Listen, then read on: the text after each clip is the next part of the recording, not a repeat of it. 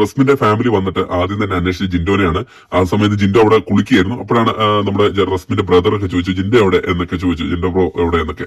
അപ്പം അത് കഴിഞ്ഞിട്ട് ജിൻഡോ റസ്മിന്റെ ബ്രദറിനോട് ഒരു കാര്യം പറയുന്നുണ്ട്. അത് ശരിക്കും ഞെട്ടിച്ചെന്ന് പറയാം. കാരണം പുള്ളി അത് അത്രയും ഓർത്തു വെച്ചിരിക്കുന്നുണ്ടല്ലോ എന്നാണ് എന്റെ മനസ്സിൽ. കാരണം ഈ നടന്ന കാര്യം എന്നോ നടന്ന കാര്യമാണ്, അത് ഓർത്തു വെച്ചിട്ടുണ്ടല്ലോ എന്ന്. റസ്മിന്റെ ബ്രദറിനടുത്ത് പറയാണ്, ഞാൻ അന്ന് റസ്മിനെ മട്ടാഞ്ചേരിയുടെ അരഗൻസ് ആണ് നീ കാണിക്കുന്നതെന്ന് പറഞ്ഞത് നിങ്ങൾക്ക് ഫീൽ ആയിട്ട് നീ സോറി ചോദിക്കുന്നു.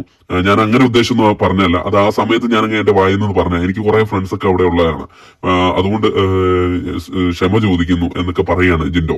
അപ്പം റസ്മിന്റെ ബ്രദർ പറയും, അയ്യോ അതെന്താ, അതൊക്കെ നമ്മൾ എപ്പോഴും മറന്നു കഴിഞ്ഞു എന്നൊക്കെ പറഞ്ഞു. അപ്പൊ ആ ഒരു മൂവ്മെന്റ് എന്ന് പറഞ്ഞാൽ അത് അടിപൊളി ഒരു മൂവ്മെന്റ് ആയിരുന്നു. കാരണം കാണിച്ചത് ക്ഷമ ചോദിക്കാനുള്ള ഒരു മനസ്സ്, ആ മനസ്സിനെ നമുക്ക് അപ്രീഷിയേറ്റ് ചെയ്യണം. കാരണം അത്രയും ഓർത്തെടുത്തിട്ട് അത് അവിടെ വന്നപ്പോൾ, ഫാമിലി വന്നപ്പോൾ അത് പറയണമെങ്കിൽ ആ പുള്ളി ഒരു കിടു തന്നെയാണ്. എന്തായാലും ജാസ്മിന്റെ ഫാമിലി